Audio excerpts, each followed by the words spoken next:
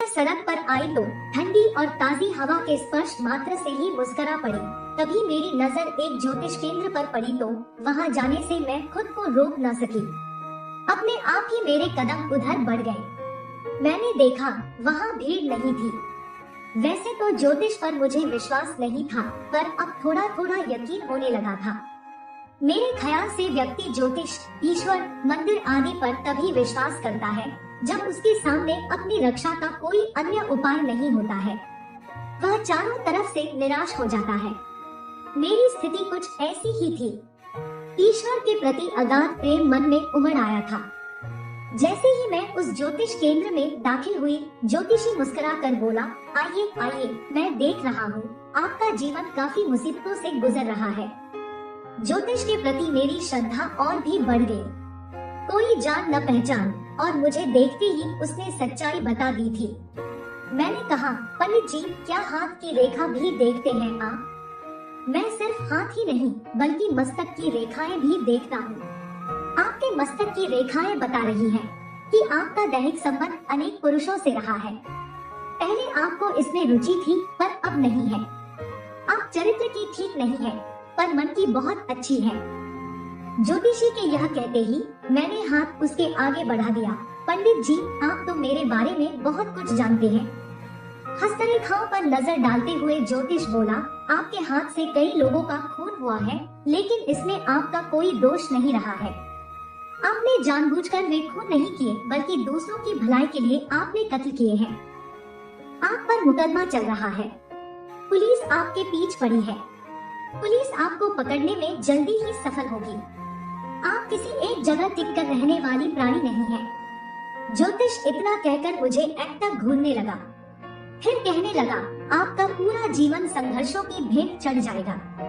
आपका अंत कैसे होगा यह मैं नहीं बता सकता, क्योंकि यह मेरे पेशे के खिलाफ है। ज्योतिषी चुप हो गया। मैं भी इससे अधिक कुछ जानना नहीं चाहती थी। जो भविष्य के गर्भ में था, उसको जान लेने के बाद तो जीवन की सार्थकता ही समाप्त हो जाती है। कुछ तो रहस्य व्यक्ति के सामने होने ही चाहिए।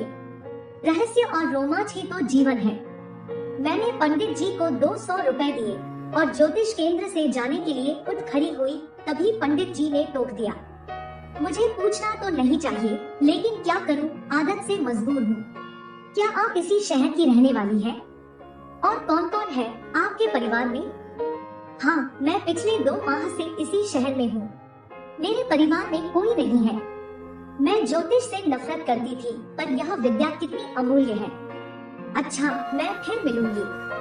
इतना कहकर मैं जैसे ही दरवाजे की ओर बढ़ी, वह ज्योतिषी भी मेरे पीछे हो लिया। मैंने मुड़कर कहा, आप क्यों कष्ट कर रहे हैं? यह तो मेरा फर्ज बनता है। चलिए, मैं आपको कुछ दूर तक छोड़ दूं। आप इतनी खूबसूरत हैं कि कौन नहीं आपके साथ कुछ पल बिताना चाहेगा। ज्योतिषी अचानक ही इतना बदल गया कि मैं आश्चर्यचकित रह गई। ज्योतिष के इतने अच्छे जानकार व्यक्ति की कमजोरी भी खूबसूरत और युवा स्त्री है। मैं यही सोचती हुई बोली, पंडित जी, पराई स्त्री की प्रशंसा करना ठीक नहीं, यह तो आपको मालूम ही होगा। आप लौट जाइए। आप तो बुरा मान गई। जो चीज सुंदर होगी उसी की तो प्रशंसा की जाएगी। देखिए, मैं अपनी पत्नी से अलग रह रहा हूँ।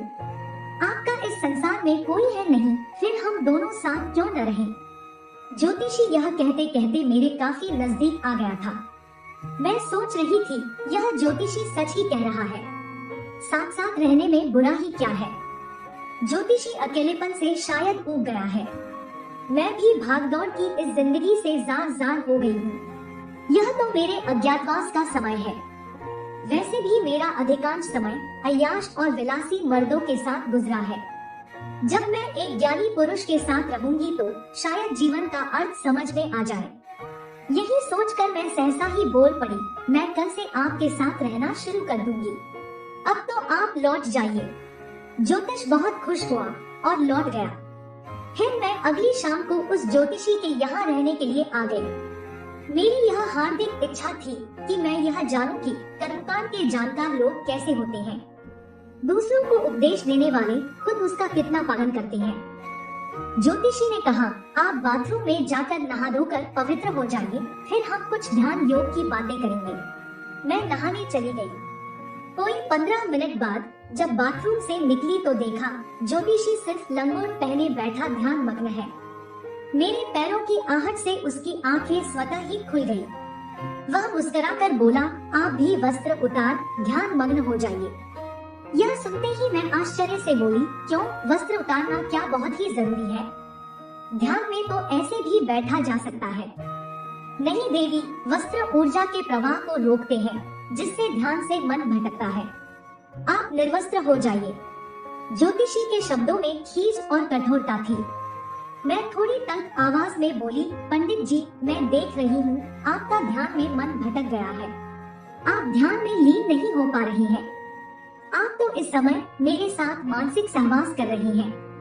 मैं ज्योतिष नहीं जानती, पर किसी के मनोभाव को पढ़ना अच्छी तरह जानती हूँ।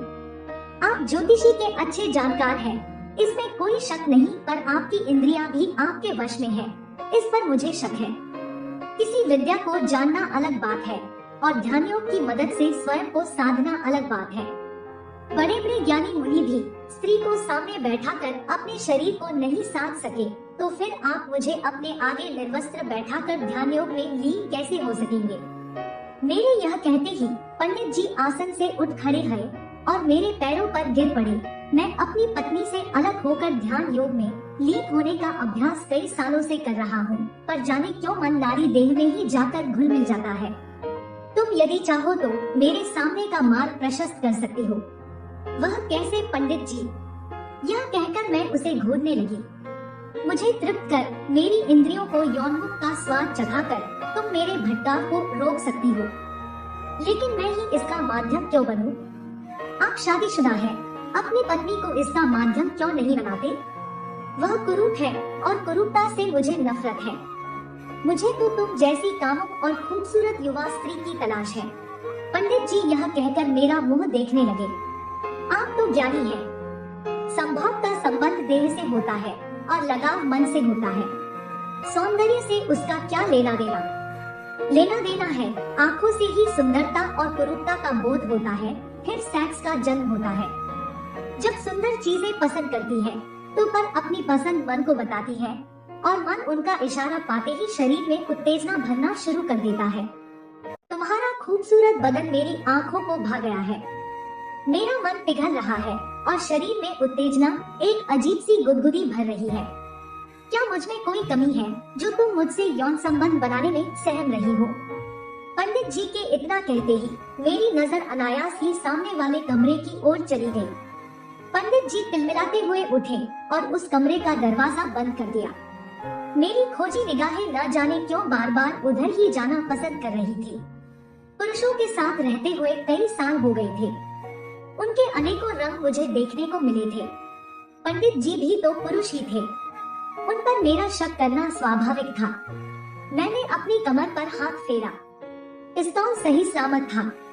मैं बुदबुदाई, आखिर उस कमरे में ऐसा क्या है जो पंडित जी ने उतर दरवाजा बंद कर दिया?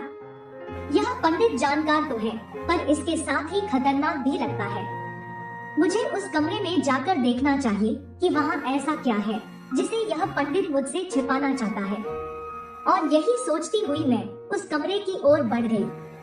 पंडित जी ने उठकर मेरी बाह पकड़ ली। उस कमरे में जाने की कोशिश न करो। वहाँ बैठकर मैं तंत्र विद्या की साधना करता हूँ। मैं उस कमरे में अवश्य जाऊंगी। आप मेरा हाथ छोड़ दीजिए। मैंने विरोध करते हुए कहा तो पंडित जी पसीना पोंछने लगे और गुस्सा करते हुए बोले, मैं ज्योतिषी के साथ साथ एक तांत्रिक भी हूँ। तुम्हें चाहो तो यदि तबाह कर सकता हूँ। आप मुझे तबाह करेंगे? यह कहते हुए मैंने पिस्तौल कमर से खींच लिया और उनकी तरफ तानते हुए कहा, सारा तंत्र मंत्र यहाँ आकर खत्म हो जाता है। मेरा रास्ता रोकने की कोशिश की तो तुम्हारा भी वही अंजाम होगा जो मेरे जीवन में आने वाले अन्य पुरुषों का हुआ है। यह कहकर मैं कमरे में आ गई।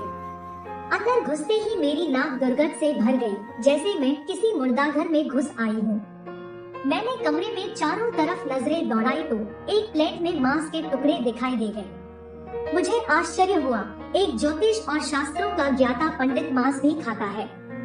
जरूर यहाँ किसी की लाश छुपाकर रखी गई है। तभी मैं कमरे के एक कोने में एक स्त्री की लाश देखकर चीख पड़ी। उसकी कमर के नीचे का हिस्सा कटा हुआ था।